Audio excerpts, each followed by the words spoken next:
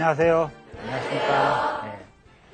제가 맨 처음에 여러분들에게 강의할 때 광복이라는 말은 물론 독립을 전제하지만 그걸로 다 끝나는 게 아니고 거기는 뭔가가 있다.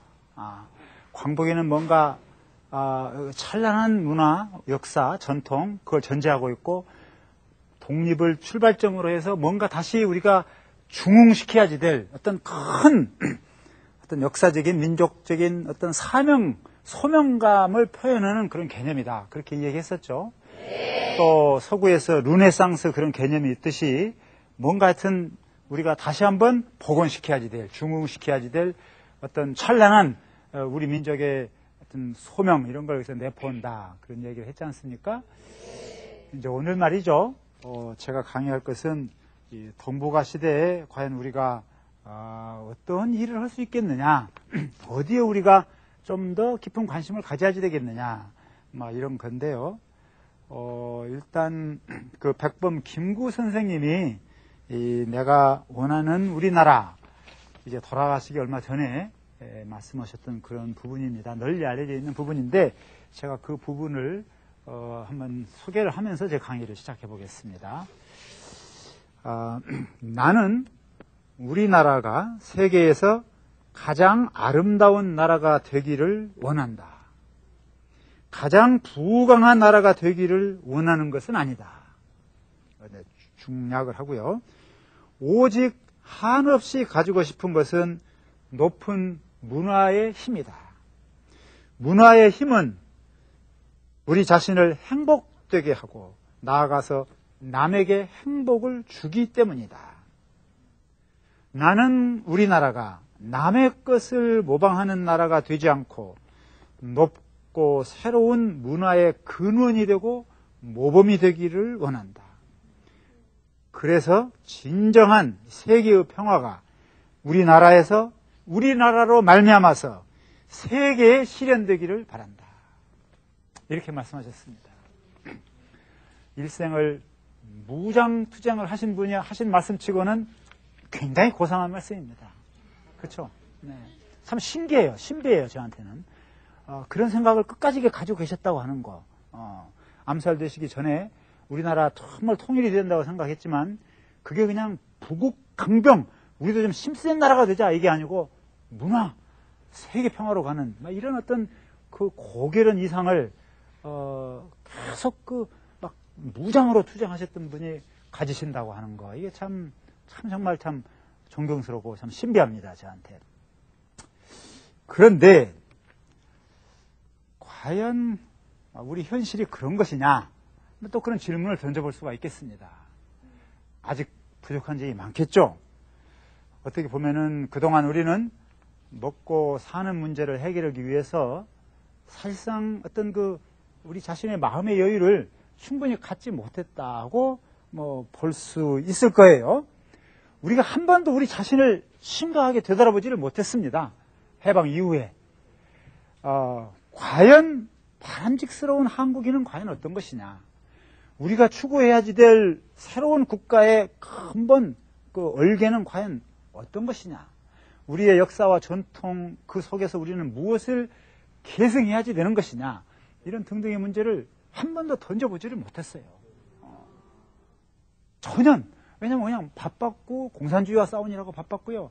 그 이름 하에서 뭔가 좀 맞지 않는 것은 전부 다 그냥 힘으로 도태시켰지 뭔가 이렇게 좀 진정하게 우리 자신을 되돌아보는 그런 정도의 마음의 여유가 정말 없었거든요. 그것이 참 우리한테 안타까운 점입니다. 그러나 이제 근래에 들어와서 정말 우리가 누구냐, 우리가 어떤 방향으로 가야지 되는 거냐라고 하는 문제가 이제 새삼스럽게 이제 논의되고 있는 그런 상황이다. 이렇게 볼 수 있을 거예요. 제가 그런데 창업과 수성의 이야기를 하지 않았습니까? 그러면 이제 광복이라고 했을 때, 이 광복이라고 하는 것은 광복 그 뒤에다가 우리가 추구해야지 될 뭘 하나 붙일 수 있어요. 그래서 근데 광복, 거기다가 문치라고 한번 해보세요. 그러면 이게 군인들이 막 지배하는 사회에서 문치 하면은, 이게 문치를 정말 아주 빛나게 계승해 간다. 그럴 수 있지 않겠습니까? 도대체 우리가 너무 이게 도덕이 무너지고 가정 의례도 파괴되고 하니 뭐 광복, 근데 뭐 가례 한다든지 말이에요. 그러면은 효도라든지 아니면 뭐 꼭 효도가 아니다 하더라도 좀 우리나라다운 사람으로서 서로 간에 어떻게 가족들의 관계를 원만히 잘 발전시켜야 되느냐. 이걸 정말 우리나라의 고귀한 하여튼 전통으로 우리가 갖고 가자. 그럴 수 있겠죠. 서양은 지금 너무 개인주의가 돼갖고 정말 하여튼 힘들거든요. 근데 우리도 정말 서양의 뒤를 이어가지고 우리도 그냥 웬만하면 빨리빨리 이혼하고 그리고 그냥 전부 다 말이죠. 이게 개인주의가 되겠다. 그렇게 이야기할 수는 없는 거 아니에요. 적어도 우리는 말이죠. 다른 건 다 받아들인다 하더라도 가정만큼은 뭔가 좀 우리의 어리 살아있는 가정으로 만들어야 될 텐데 왜 그걸 못하는가. 뭐 그런 생각을 한다고 하면 뭐 가래 이런 걸 붙일 수도 있을 것이고 아니면은 하여튼 우리가 뭔가 이 자연과 공동체를 꾸려가야 된다 하면 뭐 광복 뒤에다가 무슨 뭐 생태 뭐 이런 거 하나 붙일 수도 있고 하여튼 여러 가지가 우리가 붙여서 이 얘기를 할 수 있을 거 아닙니까? 그런데 다시 한번 되묻는 거죠. 과연 우리의 선조들은 광복운동을 많이 하셨던 분들은 광복이라고 하는 용어를 썼을 때 우선 당장은 독립이 좀 급한 문제였지만 그래도 머릿속에 우리가 복원해야지 될 그런 어떤 정말 그 무엇 굉장한 것 그걸 과연 어디에서 어떻게 발견했을까 그런 어떤 그 생각을 우리가 하게 됩니다. 그게 좀 약간 좀 막막하긴 하지만 굉장히 중요한 질문이에요. 그리고 우리가 그것을 꼭 발견해야지 됩니다. 그리고 그것을 오늘의 우리의 현대사와 접목을 시켜서 계속 더 중흥시켜야지 될 굉장히 중요한 과제를 안고 있다. 그렇게 볼 수 있겠죠. 제가 이제 거기에 대해서 오늘 제 나름대로 제가 생각하는 이건 뭐 어떤 일반 이론은 아니에요. 제가 생각하는 어떤 가설이라고 할까 입장을 한번 말씀드려볼까 좀 그렇게 생각하고 있습니다. 그런데 그러면 우리는 이제 어디를 좀 봐야 되겠느냐 그런 얘기예요. 우리는 그동안 막 먹고 사는 문제 해결하냐고 그랬지만 이제는 정말 우리가 좀 세계를 향해서 또는 동북아 시대를 맞이해서 우리가 좀 적극적으로 나가야 되겠는데 우리가 어디에 주목해야 될 것이냐 희망을 주는 데가 어디에 있느냐 뭐 이런 질문과도 연관되는 거 아니겠습니까? 그러니까 뭐 사람에 따라서는 여러 생각을 할 수 있을 거예요. 뭐 어떤 사람은 그래도 우리나라 기업들 가운데 보면은 세계 인류 기업이 있지 않느냐 뭐 전자부문 이런 데서는 뭐 어디가 좋고 철강부문은 어떻고 이건 다 세계 인류다. 그러니 그래도 여기에 우리가 긍지를 가져야 된다. 뭐 그렇게 이야기하시는 분들도 있겠죠. 사실 그런 세계 인류 굴지의 기업을 갖고 있다고 하는 것이 결코 나쁜 건 아니니까요. 참 보람된 일 아닙니까? 또 어떤 분은 이제 뭐 요즘 그 줄기세포 연구로 아주 각광을 받고 있는 황우석 선생님, 우리 민족의 정말 참 빛이다. 그렇게 얘기할 겁니다. 이렇게 이제 과학 문명이 우리한테 일어나니, 거기에 긍지를 갖고 이것을 어떻게 좀 광복에 말이에요. 하나의 한 차원으로 이제 삼아볼 수 없을까.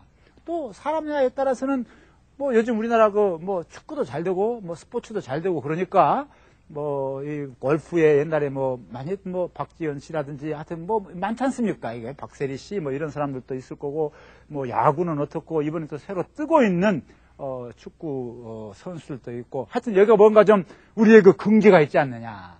또 그렇게도 볼 수 있을 거고 또 일본에서 한참 불고 있는 한류 이런 걸 생각하면은 겨울연가의 배용준 씨 뭐 이런 사람이 정말 이게 참 고마운 사람 아니냐 이게 그래도 이렇게 또 보고 싶은 사람도 있을 겁니다. 다 좋아요.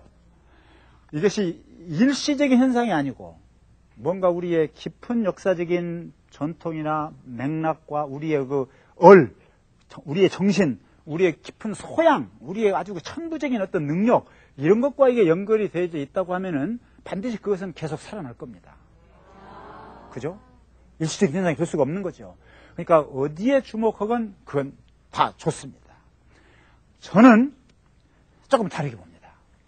다 좋은데 제가 지금 주목하려고 하는 것은 우리나라의 아주 역동적인 새로운 모습이 나타나고 있는데 그걸 저희들은 시민사회라고 부릅니다. 시민사회가 정말 아주 역동적으로 지금 우리나라가 전개되고 있다. 그리고 거기에 희망이 있지 않느냐 이렇게 생각합니다. 그동안은 정부가 중심이 돼가지고 그냥 막 끌고 나오는 그런 체제거든요. 이렇게 그러니까 그래도 뭐 어찌됐든 하더라도 뭐 정치 지도자나 또는 관료나 이런 사람들이 중요한 역할을 했다. 뭐 그렇게 볼 수 있을 거예요. 또는 이제 기업 쪽에 보면은 그래도 뭐 그걸 끌고 가는 그런 집단들이 있고 이게 다 참 중요한 사람들이다. 이렇게도 볼 수 있겠고 또 나름대로 역사적인 어떤 전통도 있을 겁니다. 그러나 현재 세계적으로 동아시아에서는 또 말할 것도 없고 정말 우리가 주목해야 될 것은 대단히 흥미있는 새로운 현상으로서 시민사회, 시민현상이 막 지금 분출되고 있다. 이것이 결코 우연이 아니다. 여기에는 깊은 역사적인 뿌리가 있다. 여기에 굉장히 우리가 주목해야 될 것이 있다. 이렇게 생각합니다.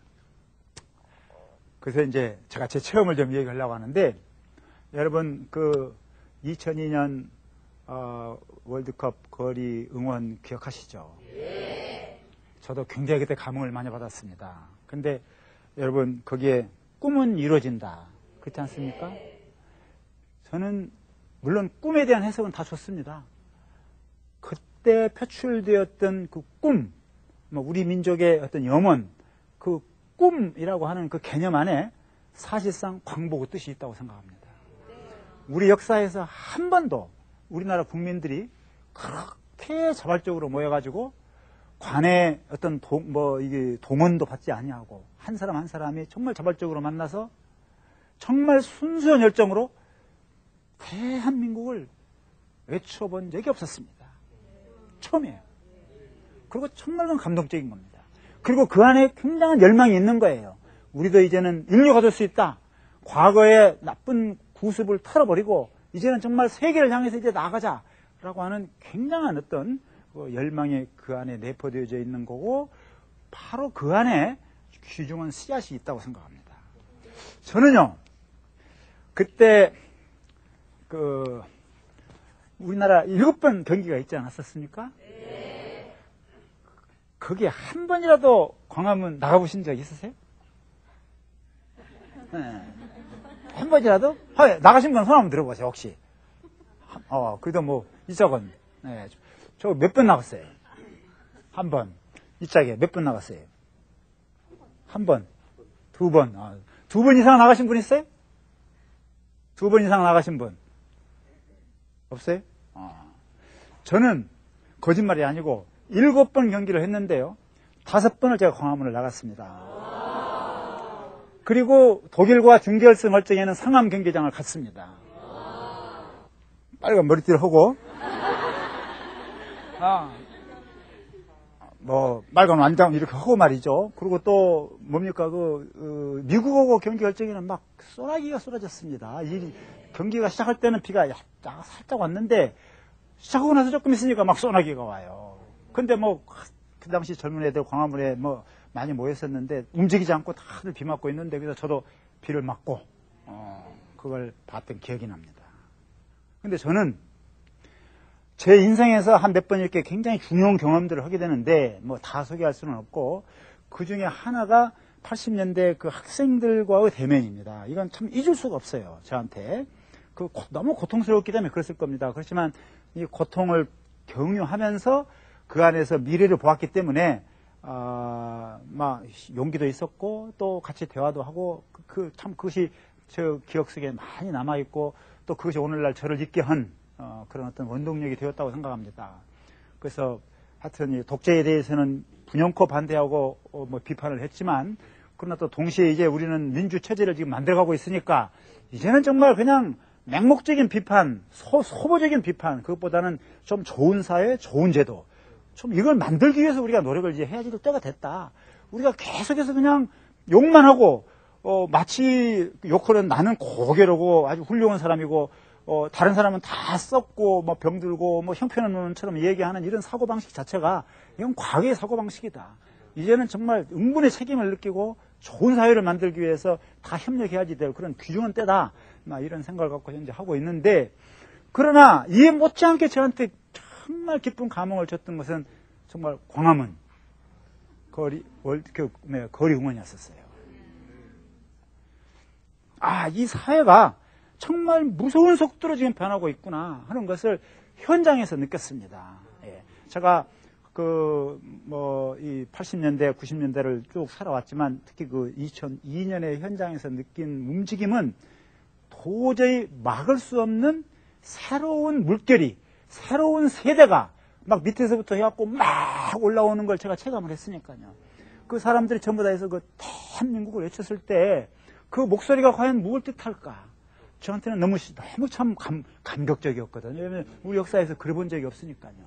그리고 사람들이 한결같이 표정이 밝고 순수하고 발랄하고 자기 표현을 하고 누구한테 이렇게 압제당하는 그런 것이 아니었단 말이에요. 80년대 대학가에서 본 그 당시 학생들은 굉장히 좋게 가면 심각하고요. 어떤 낭만도 없고요. 그리고 모든 것을 회의하는 세대들이고, 그리고 그들의 마음속에는 항상 어떤 그 분노가 있는 겁니다. 적개심이 있는 거예요. 공통의 적, 우리 민족의 모두의 적이 있는 겁니다, 이게. 군사 독재가 있고요. 그 다음에 뭔가 이게 부정부패가 있고, 관치라고 하는 그런 현상이 있고, 그래서 이걸 하여튼 무너뜨려야 된다라고 하는 생각이 있었기 때문에 어떤 공통의 적을 향해서 그 많은 사람들이 만났습니다. 그래서 그 기본적인 사고방식이라고 하는 것은, 자기 긍정의 단계로 오기 이전에 사악한 것, 잘못된 것을 물리치려고 하는, 무너뜨리려고 하는 그런 의미에서 넓은 의미의 분노의 심정이 그들을 뭉치게 했다고 저는 생각합니다. 그러나 그 분노라고 하는 것이 의로운 분노였으니까, 사리사욕이 온 것이 아니라 공분이었으니까 그 분노에 많은 국민들이 공감을 했고, 그래서 이제 민주화의 그 큰 물꼬를 결국 열게 된 거죠. 그러나 2002년에 제가 본 그 젊은 세대, 저는 그걸 디지털 세대라고 부르는데요. 그 안에는 정말 아주 순수성, 그리고 감격을 줄 아는 그런 세대. 그리고 이 세대는 이제는 더 이상 물러가라! 라고 하는 어떤 공통의 적을 향한다기보다는 이제는 정말 자기 긍지로 자기를 확인할 수 있는 좀 멋지게 이 세상에서 인류 국가로 멋있게 선두를 서려고 하는, 우리도 좀 잘 될 수 있다고 하는 말이에요. 어떤 그런 그 강한 욕구를 가지고 있는 세대가 밑에서부터 막 성장해서 올라오고 있구나 라고 하는 것을 현지에서 느끼고, 아무도 강조하지 않았습니다. 다들 자발적으로 모였습니다. 그렇죠? 그리고 그 안에는 단순한 집단주의가 아니었습니다. 옛날에 집단주의라고 하는 것은 굉장히 배타적이고 아주 무서운 거였거든요. 마음에 안 드는 사람 제가 왕따시키는, 지금도 왕따 현상이 없는 건 아니지만 막 그런 어떤 폐쇄적인 그런 집단주의였다고 하면은, 그때 보는 전체 공동체적인 현상이라고 하는 것은 그 안에 굉장히 다양한 실험들이 무궁무진하게 일어나는 그런 공간이었었어요. 그죠? 태극기를 가지고 분장을 하냐면은 얼굴 어디 전부 다 막 칠을 하고 말이죠. 그렇잖아요? 머리띠를 하고 온몸도 그렇게 하고 옷도 그냥 자유자재로 입고, 그런 자유로운 어떤 그 실험을 누가 막지 아니하고 그대로 다 허용하고, 또 거기에 무슨 쓰레기 같은 것도 전부 다 자발적으로 해서 지우고, 또 막 집단을 이루기는 이루었지만은 각 개개인이 선택할 수 있도록 다 왔다 갔다 할 수 있는 그 통로를 만들어주고, 또 가는 사람 가고 들어온 사람 들어오고, 이렇게 바라볼 사람은 저렇게 바라보고, 뒤로 쳐다보고, 바라볼 사람은 뒤로 쳐다보고, 그렇게 전부 다 자유스러운 그런 분위기 속에서 그게 됐습니다. 그래서 이게 단순한 과거의 집단주의가 아니고, 이건 다른 형태의 어떤 공동체주의가 지금 태동하고 있다. 이것은 우리가 좀 조심스럽게 접근해야지 될 문제이지만, 지나친 개인주의가 지금 우리 사회에 지금 들어오고 있다고 하는 그런 것도 있지 않습니까? 가정이 어떻건, 집단이 어떻건, 직장이 어떻건, 나는 관계없다. 나만 잘 되면 된다. 라고 해서 자꾸만 챙기는 그런 개인주의가 많이 늘어나고 있다고 생각하고, 특히 또 젊은 세대가 그런데 너무 쉽게 빠지지 않느냐라고 하는 걸 걱정하는 사람들도 참 많이 있어요. 지금도 있어요. 그러나 그때 우리가 발견했던 것은 그런 개인주의는 아니었습니다. 개인의 선택이 다양하게 여러 가지 실험으로 표현이 되었지만, 그러나 또 전체적으로는 하나의 대한민국을 외치는 공동체로서 연대, 응집성, 그것이 굉장히 높았거든요. 그래서 이 개인의 선택과 집단의 응집성이라고 하는 것이 서로 떨어지지 않냐고 같이 가는 굉장히 아주 희귀한 어떤 역사적인 체험을 했다. 그렇게 제가 지금 이야기를 합니다. 이게 우리나라 시민사회가 갖고 있는 굉장히 역동적인 그런 모습입니다. 그리고 이제 그 안에 광복의 가능성을 바라보는 중요한 어떤 에너지가 있지 않느냐, 그렇게 볼 수 있을 것 같아요. 제가 일본에 있는 그 지식인들하고 만났을 때 나이 든 사람들은 월드컵 거리 응원을 어떻게 해석해야지 되느냐라고 해서 그 사람들이 주로 많이 얘기하는 게 한 이야기입니다. 한. 우리나라는 한이 많다고 한 문화라고 하잖아요. 그러니까 뭔가 이게 과거에 지금 응어리진 것이 있어갖고 그걸 향해서 푸는 것이 아니냐. 우리의 살풀이 문화도 그렇고 우리 하는 문화 가운데 한을 푸는 문화가 대단히 많거든요. 춘향전도 하나의 복이고 그렇지 않습니까? 심청전도 하나의 복이고 그런 것들이 참 많습니다. 우리나라에. 그러니까 그런 전통적인 문화의 유산이 아니냐 하고 이야기를 합니다. 저는 아니요. 그것은 조금 다른 것 같습니다. 한의 문화가 굉장히 중요하게 우리나라에 있었던 것은 사실이지만 지금 이 새로 등장하는 이 세대는 더 이상 그냥 한을 표현하는 형태라기보다는 어떤 공동의 적을 향해서 우리가 나아가는 그런 형태라기보다는 이제는 순수하게 정말로 자기를 긍정하는, 그러고서 그 기초 위에서 모든 것을 업그레이드 시키려고 하는 그런 어떤 순수한 열망을 갖고 있는 새로운 지금 현상이 나오고 있다. 그래서 이것은 순수한 열망의 시대다. 이게 지금. 그리고 자기 실현의 어떤 강한 욕구를 갖고 있는 어떤 그런 측면이 있다. 저는 그것을 그래서 탈인습적인 세대의 등장이라고 얘기합니다. 모든 인습을 이제 일단 질문하고 어떤 것은 거부하고, 그러면서 각 개개인이 정말 자기가 원하는 것을 이야기하고 실험하려고 하고 그걸 추구하려 가려고 하고 남의 눈치에 너무 지나치게 얽매이지 아니하고 자기 길을 정말 걸어가려고 하는, 그 길에 정말 충실하려고 하는 어떤 그런 탈인습적인 세대가 우리 사회에서 본격적으로 지금 등장하고 있다. 그게 80년대에는 맞아면은 이 정치적 민주화를 향해서 갔기 때문에 굉장히 조직 같은 형태로 막 데모 형태로 이렇게 거리로 막 그 시위를 하는 그런 형태로 이게 등장을 했지만, 그렇게 해서 민주화가 되고 이제 모든 것이 질서가 잡혀지게 되니까 이제는 이런 탈인습의 그 방향이 우리의 일상생활 안으로 파고들어서 각자 자기 생활 영역에서 직장이건 가정이건 친구와 관계든 간에 그냥 옛날에 그랬으니까 또 지금 계속해서 한다기보다는 항상 내가 왜 이렇게 해야지 되지? 다르게 하면 안 되나? 하는 생각을 하게 되고, 그래서 당연시된 것을 검증하고 새로운 것을 찾아가려고 하는 그런 흐름들이 사회 저변에 많이 늘어나게 되었다. 그것을 움직이는 거, 그것이 이제 바로 오늘날 젊은 세대들이다. 디지털 세대다. 자, 이제 저는 그렇게 이야기를 합니다. 그리고 이제 바로 그 안에 아까 얘기했지만 꿈은 이루어진다 해서 발견되는 것과 같은 어떤 그 공통의 열망이 바로 우리를 끌어가고 있고 또 우리의 미래를 이끌어가고 있는 것이 아니냐, 그렇게 볼 수 있을 것 같아요. 그러면 제가 좀 얘기하고자 하는 것은 이 동북아 시대에 우리가 갖고 있는 이 잠재력을 어떻게 좀 더 잘 발전시켜 갈 수 있겠느냐, 이제 이런 이야기가 되겠습니다. 한번 생각해 봅시다. 우리나라에서 지금 민주화가 참 그래도 질서 정연하게 잘 되고 있다고 평가할 수 있을 텐데, 물론 많은 문제점이 있다고 하는 것을 인정하면서도요, 이렇게 되는 것에도 따지고 보면은 우리의 그 시민사회가 그만큼 살아있기 때문에 가능했던 겁니다. 한번 보십시오. 1987년에 이제 민주화가 시작이 됐죠. 87년 6월 항쟁과 더불어서 됐지 않습니까? 그래서 그때는 노태우 전 대통령이 대통령으로 당선이 됐습니다. 그리고 이제 2002년에는 그야말로 시민혁명이라고 우리가 이 얘기해도 과히 남부럽지 않는, 그때는 정말 인터넷이 중심이 되어가지고 젊은 세대들이 전국적으로 그냥 위기의식 속에서 그냥 막 서로 격려하고 메시지를 주고 동원을 하고 해서 자발적으로 해가지고 결과적으로 하여튼 노무현 대통령이 당선이 됐습니다. 그러면 이런 과정이 한꺼번에 된 건 아니지만 계속해서 이렇게 앞으로 계속해서 연속적으로 앞으로 향해서 계속해서 갈 수 있었던 그 이면에는 우리나라의 그 그 시민사회라고 하는 것이 그만큼 계속 성장했기 때문에 이게 가능한 겁니다. 그것이 없이는 절대 되지 않는 거예요.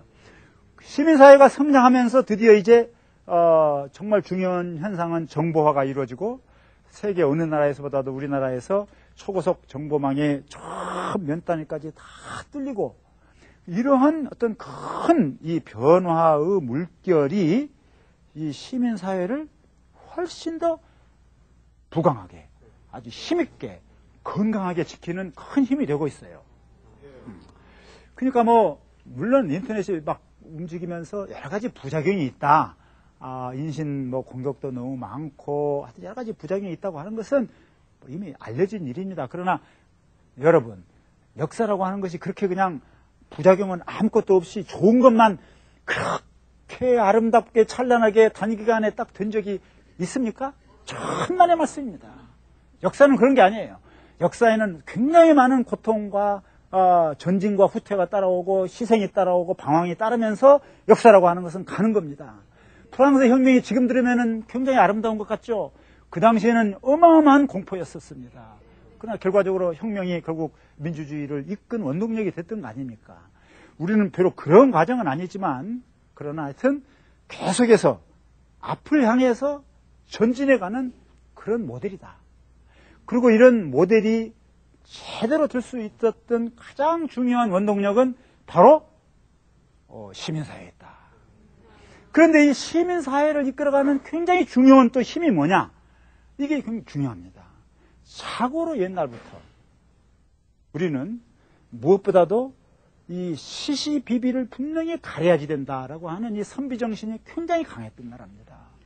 목숨을 걸고 자기가 생각했을 때 옳은 길, 진리라고 생각되는 것을 용감하게 가할 수 있었던 그런 민족이 우리 민족이에요.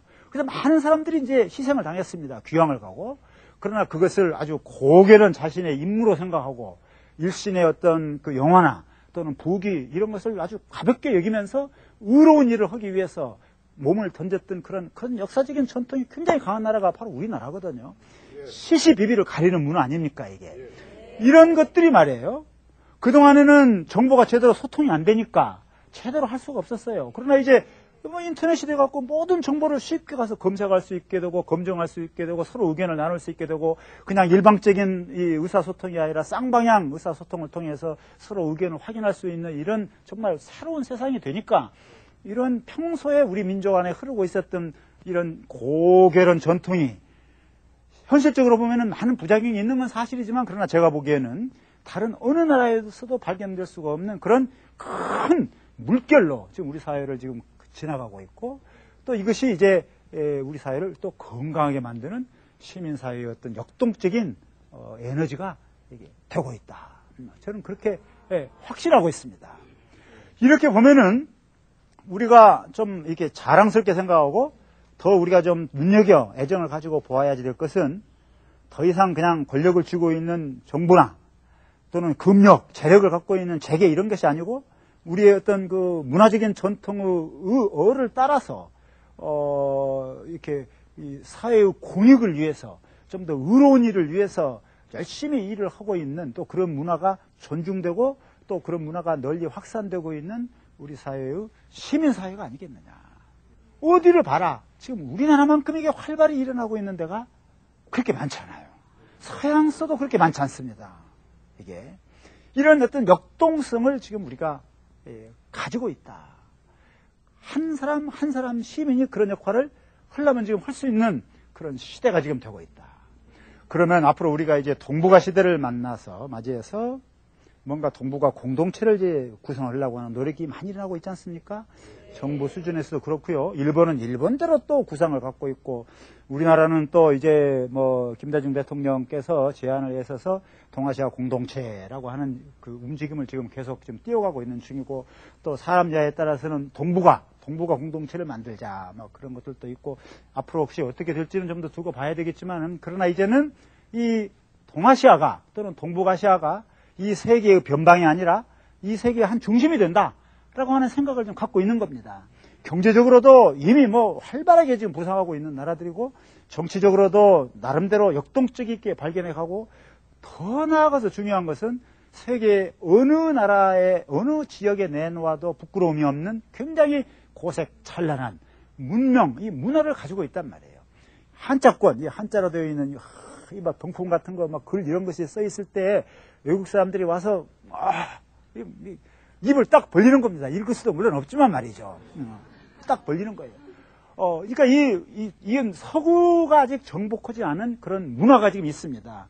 저짝 아랍 이것은 다 서구가 이미 정복을 해버렸어요.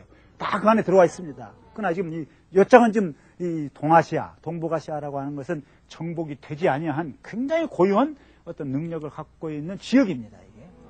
그렇다면은 이제는 우리도 경제적으로도 성장했고 정치적으로도 발전해가고 문화적인 역량도 있고 한데 결국 우리가 지금 생각해야 되는 건 뭐냐?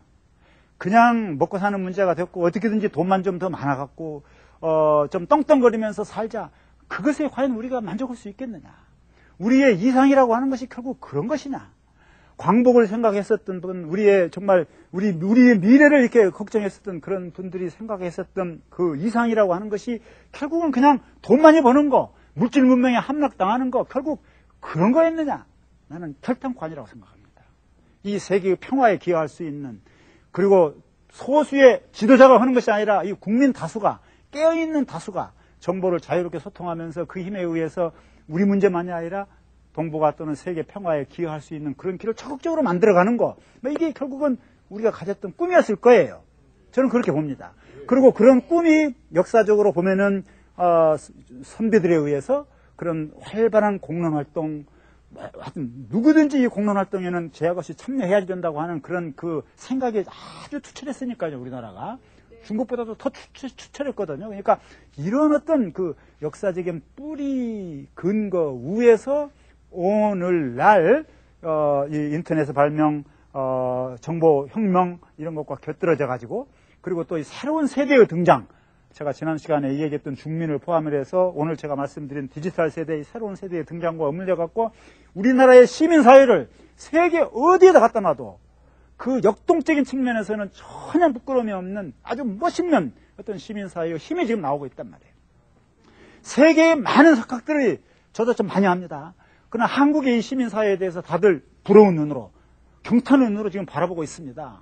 우리는 우리 스스로를 지금 잘 모르고 있어요. 그렇지만은 우리의 미래가 바로 여기에 있고 그 힘이 또 이 동북아를 또는 동아시아를 또는 세계를 이끌어가는 굉장히 중요한 어떤 그 에너지가 될 것이다 라고 하는 것에 대해서는 의문의 여지가 없다고 생각합니다.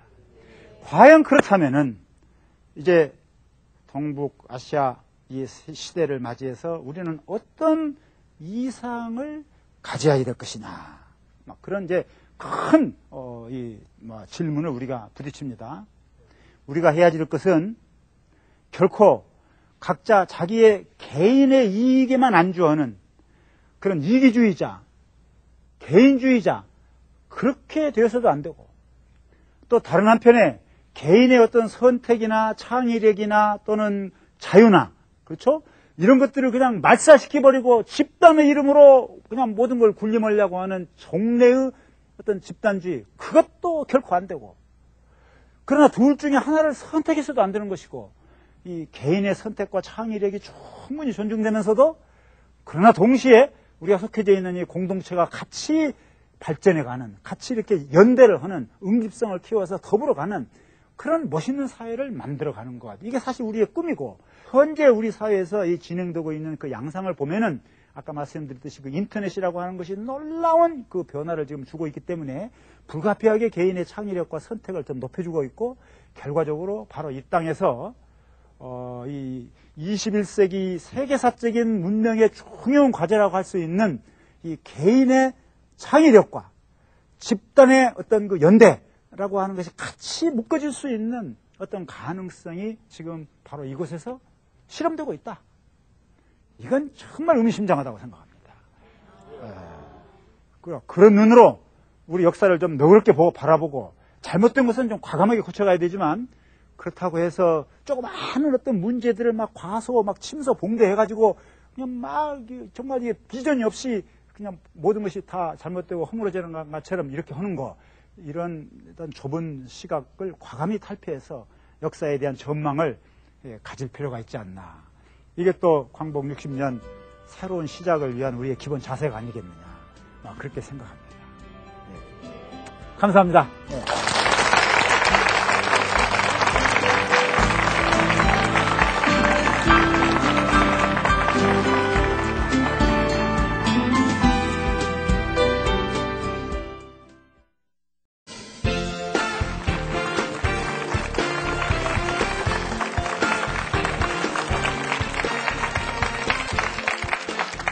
안녕하세요. 안녕하십니까. 네.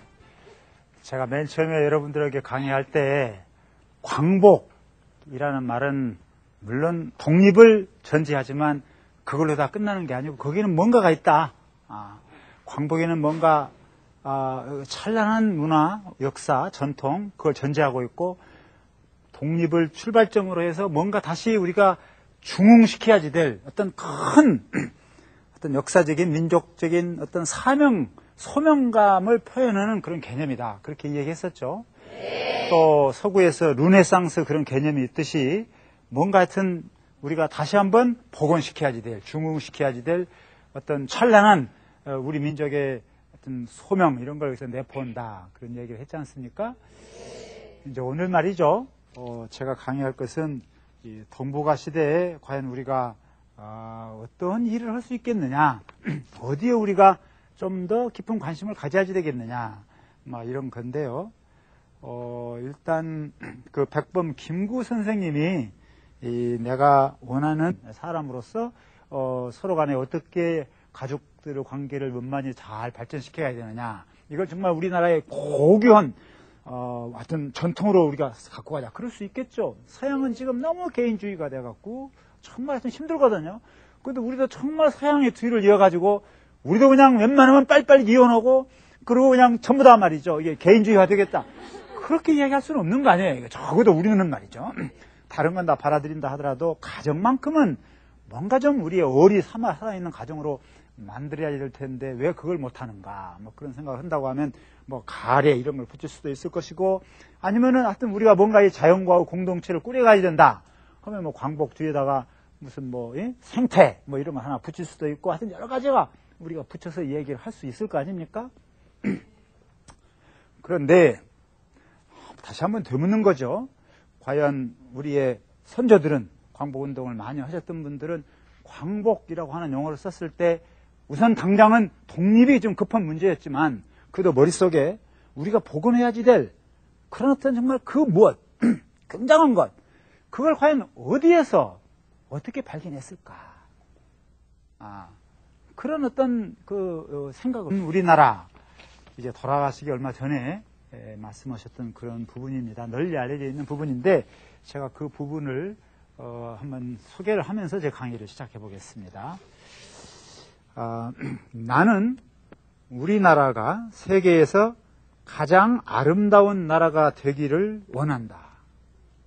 가장 부강한 나라가 되기를 원하는 것은 아니다. 중략을 하고요. 오직 한없이 가지고 싶은 것은 높은 문화의 힘이다. 문화의 힘은 우리 자신을 행복되게 하고 나아가서 남에게 행복을 주기 때문이다. 나는 우리나라가 남의 것을 모방하는 나라가 되지 않고 높고 새로운 문화의 근원이 되고 모범이 되기를 원한다. 그래서 진정한 세계의 평화가 우리나라에서 우리나라로 말미암아서 세계에 실현되기를 바란다. 이렇게 말씀하셨습니다. 일생을 무장투쟁을 하신 분이 하신 말씀치고는 굉장히 고상한 말씀입니다. 그렇죠? 네. 참 신비해요, 저한테는. 전혀, 왜냐면 그냥 바빴고, 공산주의와 싸우느라고 바빴고요. 그 이름 하에서 뭔가 좀 맞지 않는 것은 전부 다 그냥 힘으로 도태시켰지, 뭔가 이렇게 좀, 진정하게 우리 자신을 되돌아보는 그런 정도의 마음의 여유가 정말 없었거든요. 그것이 참 우리한테 안타까운 점입니다. 그러나 이제 근래에 들어와서 정말 우리가 누구냐, 우리가 어떤 방향으로 가야지 되는 거냐라고 하는 문제가 이제 새삼스럽게 이제 논의되고 있는 그런 상황이다. 막 이렇게 볼 수 있을 거예요. 제가 그런데 창업과 그 수성의 이야기를 하지 않았습니까? 그러면 이제 광복이라고 했을 때, 이 광복이라고 하는 것은 뭐 광복 그 뒤에다가 우리가 추구해야지 될 뭘 하나 붙일 수 있어요. 그래서 근데 광복, 거기다가 뭐 문치라고 한번 해보세요. 그러면 뭐 이게 군인들이 막 지배하는 사회에서 문치 오면은, 아, 이게 문치를 정말 아주 빛나게 계승해 간다. 그럴 수 있지 않겠습니까? 도대체 우리가 너무 이게 도덕이 무너지고 가정 의례도 파괴되고 하니, 뭐 광복, 근데 뭐 가례한다든지 말이에요. 그러면은 효도라든지 아니면 뭐 꼭 효도가 아니라 하더라도 좀 우리나라다운 그런 생각을 끝까지 가지고 계셨다고 하는 거. 암살되시기 전에 우리나라 정말 통일이 된다고 생각했지만 그게 그냥 부국 강병, 우리도 좀 힘센 나라가 되자 이게 아니고 문화, 세계 평화로 가는 이런 어떤 그 고결한 이상을 계속 막 무장으로 투쟁하셨던 분이 가지신다고 하는 거, 이게 참 정말 참 존경스럽고 참 신비합니다, 저한테. 그런데 과연 우리 현실이 그런 것이냐? 또 그런 질문을 던져볼 수가 있겠습니다. 아직 부족한 점이 많겠죠? 어떻게 보면은 그동안 우리는 먹고 사는 문제를 해결하기 위해서 사실상 어떤 우리 자신의 마음의 여유를 충분히 갖지 못했다고 뭐 볼 수 있을 거예요. 우리가 한 번도 우리 자신을 심각하게 되돌아보지를 못했습니다. 해방 이후에. 과연 바람직스러운 한국인은 과연 어떤 것이냐? 우리가 추구해야지 될 새로운 국가의 근본 얼개는 과연 어떤 것이냐? 우리의 역사와 전통 그 속에서 우리는 무엇을 계승해야지 되는 것이냐? 이런 등등의 문제를 한 번도 던져보지를 못했어요.